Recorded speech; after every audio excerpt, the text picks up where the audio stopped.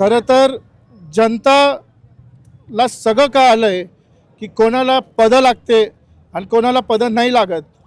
2002मध्ये माझे वडील निवडून गेले. त्याच्यानंतर 2007, 2012, 2017 एकनिष्ठ म्हणून या पक्षाला मोठं केलं. गटप्रमुख राहिले, सर्कल प्रमुख राहिले, सर्कलला मोठं नेलं. कधी तिकीटसाठी भांडले नाही. खरं तर लोकांना आज आपण बघितलं असेल, आज प्रत्येक पक्षाचे लोक अपक्ष म्हणा पक्षाच्या म्हणा सगळे फॉर्म भरू लागले.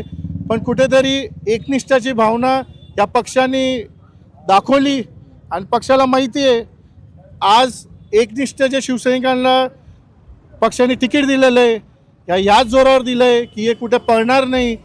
हे एका जागेवर थांबले. या पक्षाला कसं मोठं केलं आहे.